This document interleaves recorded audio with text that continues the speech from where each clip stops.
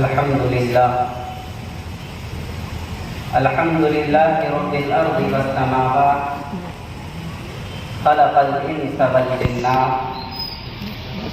أنزل القرآن والإنجيل والتوراة فضل الإنسان على جميع المخلوقات لقب الإنسان أشرف المخلوقات وأرسل نبيه الحبيب إلى هذه الكائنات وصلى الله على صاحب التاج والمعراج سيد الإنس والجنات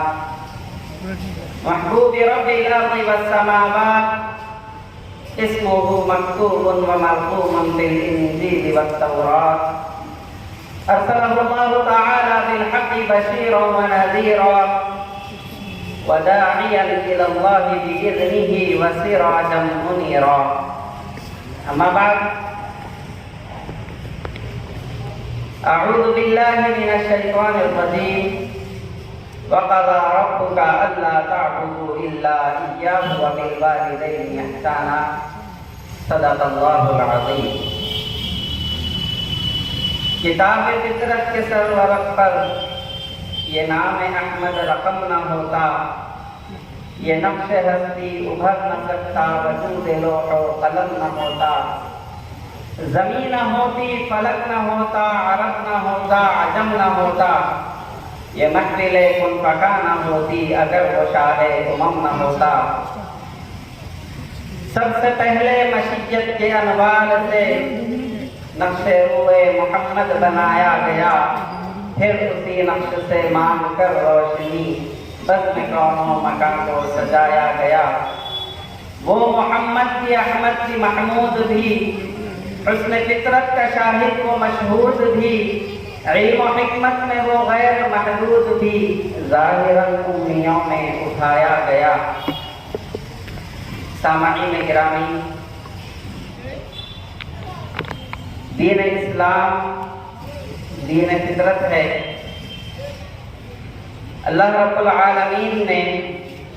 انسان کو اپنی ضروریات پوری کرنے کے لیے ایک سنہرا اصول دنیا میں دے کر کے بھیجا ہے دین فطرت کا معنی کیا ہے کہ جب کوئی بچہ پیدا ہوتا ہے تو پھر وہ مسلمان بن کے پیدا ہوتا ہے اور اس کے والدین اس کو یہودی بنا دیتے ہیں عیسائی بنا دیتے ہیں مجوسی بنا دیتے ہیں یا پھر عام الفاظ میں یوں سمجھ لیجئے کہ وہ جس مذہب سے تعلق رکھنے والے ہوں اس مذہب میں اس بچے کو پھیر لیتے ہیں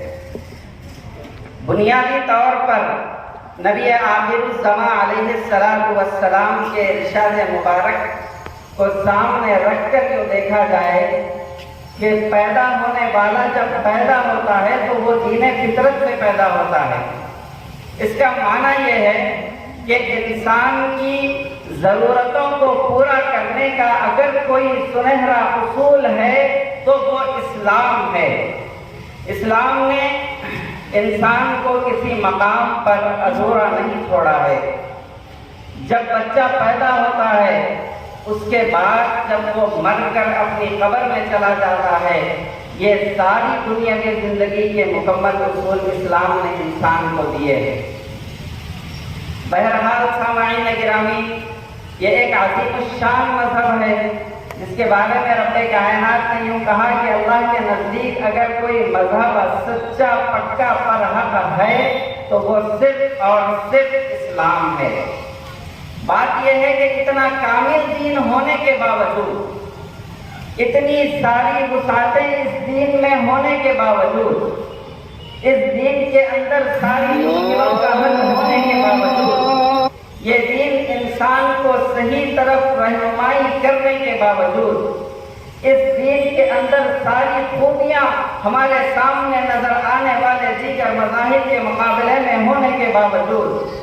آج ہم مسلمان ہیں لیکن اس اسلام کو چھوڑے ہوئے ہیں جس اسلام کو اللہ رب العالمین نے ہماری ضرورت بنا کر بھیجا ہے سامعین گرامی یہ اسلام ہر انسان کی ضرورت ہے، یوں نہیں کہ یہ مسلمانوں کی ضرورت ہے، یہ انسانیت کی تعلیم دینے والا مذہب ہے۔ نبی آخر الزمان علیہ السلام جب اس دنیا میں تشریف لائے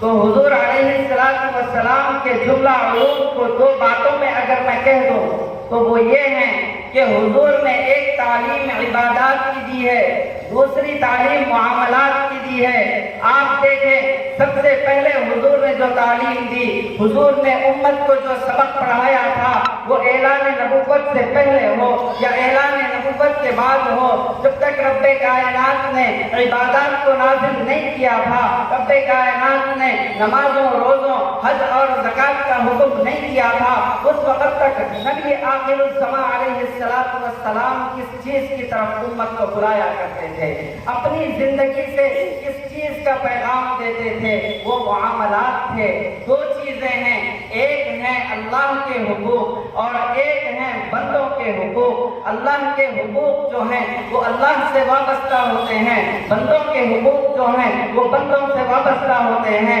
اللہ کے حقوق کو آپ عبادات کہہ لیجئے، بندوں کے حقوق کو آپ معاملات کہہ لیجئے۔ اگر آپ اللہ کے حقوق کے اندر کوئی کوتاہی کرتے ہیں، یہ بات تو یقینی ہے کہ اللہ کے حقوق بھی واجب ہیں، بندوں کے حقوق بھی واجب ہیں۔ اگر آپ اللہ کے حقوق کے اندر کوتاہی کرتے ہیں تو پھر اللہ کے حقوق کو معاف کرنا یہ اللہ کے ذمہ ہے۔ اللہ رب العالمین بڑا غفور الرحیم ہے، اللہ رب العالمین بڑا رؤوف الرحیم ہے، اللہ رب العالمین بندوں پر بڑا مہربان ہے، اللہ رب العالمین رحمان الرحیم ہے۔ یہ ساری چیزیں اپنی جگہ، لیکن جب معاملات کی بات آتی ہے، جب حقوق العباد کی بات آتی ہے، جب بندوں کے حقوق سامنے ہوتے ہیں تو پھر بندوں کے حقوق کے لیے اللہ کو نہیں بلکہ بندوں کو معاف کرنا پڑتا ہے۔ سامعین گرامی، یہ آج ہمارے دور کا المیہ ہے۔ ہم اسلام سمجھتے ہی اس کو ہیں کہ ہم نمازیں پڑھ لیں، ہم اسلام سمجھتے ہی اس کو ہیں کہ ہم روزے رکھ لیں، ہم اسلام سمجھتے ہی اس کو ہیں کہ ہم حج کر لیں، ہم اسلام سمجھتے ہی اس کو ہیں کہ ہم زکوٰۃ دے لیں، ہم صدقہ خیرات کر لیں، ہم نیک کام کر لیں، ہم ذکر و اذکار کر لیں۔ عزیزان گرامی، اسلام یہ تو ہے، اس کے ساتھ ساتھ جو دوسرا پہلو اسلام کا ہے اگر وہ مکمل نہیں تو پھر ہم بھی پکے مسلمان نہیں ہو سکتے۔ جو دوسرا پہلو ہے وہ بندوں کے ساتھ معاملات کا ہے۔ ہم نے یوں سمجھا ہے کہ شراب پینا حرام ہے، ہم نے یوں سمجھا ہے کہ زنا کرنا حرام ہے۔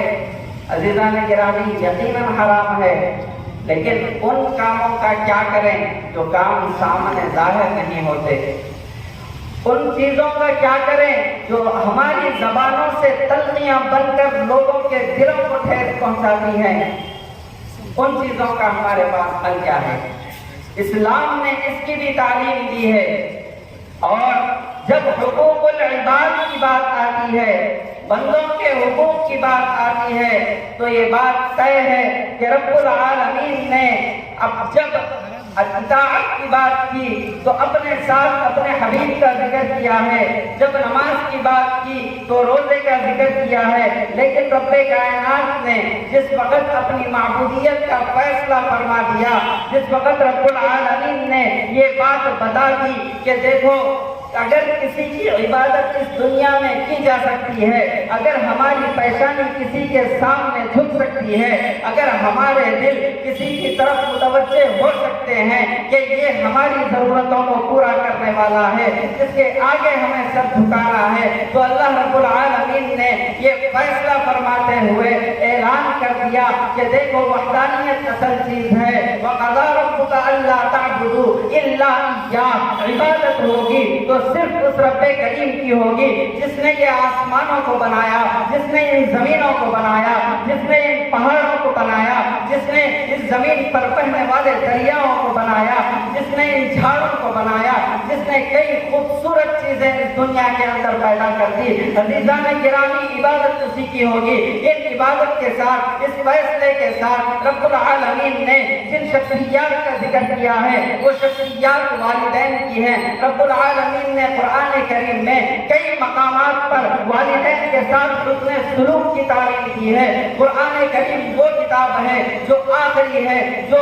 انسانی زندگی کا دستور ہے، جس کے بغیر کوئی انسان مکمل انسان نہیں بن سکتا، کوئی انسان مکمل مسلمان نہیں بن سکتا، کوئی انسان مکمل مومن نہیں بن سکتا۔ اگر ہم اس کو چھوڑتے ہیں تو ہمارے پاس کوئی اور سرمایہ نہیں ہے کہ ہم اپنے آپ کو مسلمان ثابت کر لیں، ہم اپنے آپ کو مومن ثابت کر لیں۔ عزیزان گرامی، اس قرآن کے تعلق سے علامہ اقبال نے خوبصورت بات کہی کہ گر تمی خواہی مسلمان زیستن نیست ممکن جزا قرآن زیستن، کہ اگر ہم مسلمان بن کے زندگی جینا چاہتے ہیں تو قرآن کو چھوڑ کر ممکن نہیں ہے کہ ہم مسلمان بن جائیں، ہم ڈاکٹر بن جائیں، انجینئر بن جائیں، ہم محمد بن جائیں، مدبر بن جائیں، مفکر بن جائیں، ہم سائنٹسٹ بن جائیں، دنیا کا کوئی عہدہ ہم اپنے پاس لا لیں، اگر ہم مسلمان بننا چاہتے ہیں تو قرآن مجید ایک واحد کتاب ہے جس کے بغیر ہمارا اسلام مکمل نہیں ہو سکتا،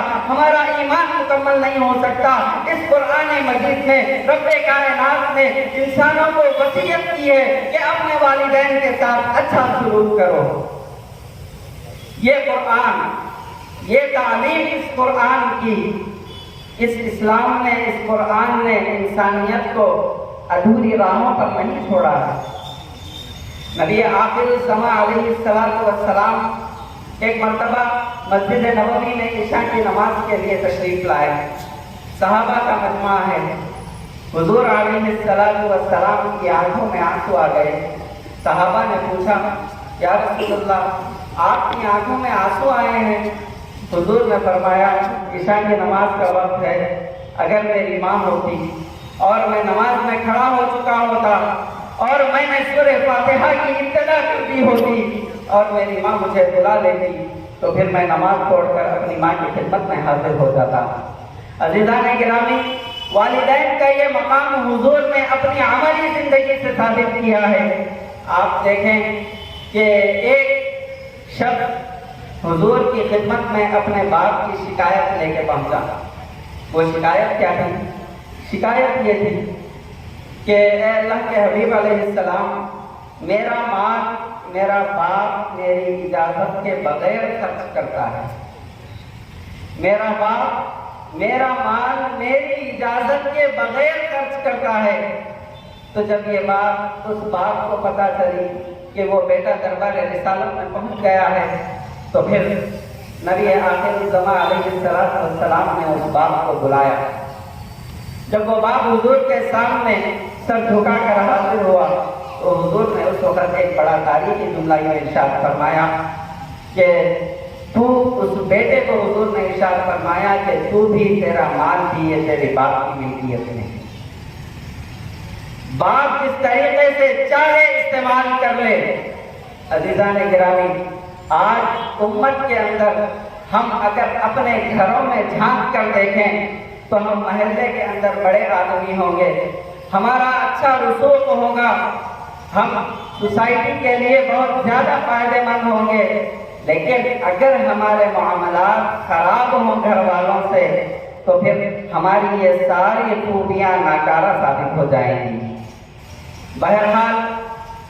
آج جو امت کے اندر انتہائی، آپ یوں کہہ لیجئے کہ عظیم فتنہ جنم لیا ہے بدتمیزیوں کا،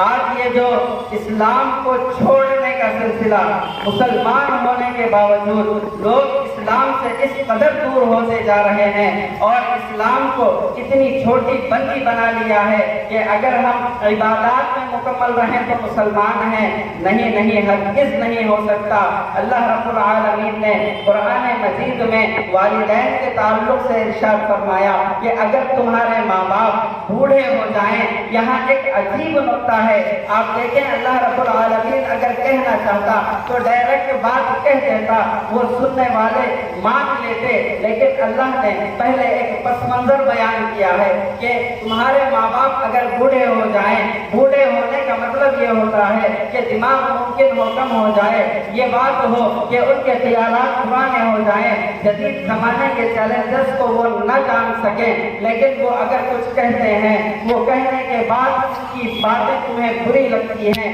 یا اچھی لگتی ہیں، جیسی بھی لگتی ہیں، تمہیں سننا بھی ہوگا، برداشت کرنا بھی ہوگا، ان کے سامنے اپنے سر کو جھکائے رکھنا بھی ہوگا۔ اللہ رب العالمین نے ارشاد فرمایا کہ ان کے سامنے تم اف بھی نہ کہو۔ اگر اف سے چھوٹا جملہ کوئی ہوتا تو شاید کہ رب العالمین قرآن مجید میں وہ کلمے کا بھی استعمال کر دیتے کہ ماں باپ کی عظمت اتنی ہے کہ ہم ان کو اف بھی نہیں کہہ سکتے۔ اتنا ہی نہیں کہا بلکہ آگے کہا وَقْتِضْ لَهُمَا جَنَاحَ الذُّلِّ۔ اس طریقے سے رہو کہ جب پرندہ پرواز کر آ کر اپنے دونوں پروں کو مونچھ کر اور سر نیچے جھکا کر بیٹھ جاتا ہے اپنے ماں باپ کے سامنے، جب تم جاؤ تو اس طریقے سے ہو جاؤ۔ جب ہم اس طریقے سے ہو جائیں گے تو پھر قرآن مجید کی اس تعلیم پر ہم نے عمل کیا ہے۔ اگر ہم ان تعلیمات کو چھوڑنے والے بن جائیں گے تو پھر اللہ ہم کو جانتا ہے، اللہ ہمارا محافظ ہو۔ عزیزان گرامی، جو آج کی امت کے حالات کو اگر دیکھیں تو پھر یوں محسوس ہوتا ہے اخبارات کو لے کر نچوڑ دیا جائے تو پھر وہ اخبارات سے خون ٹپکنے لگتا ہے۔ یہ کیوں ہوا ہے؟ یہ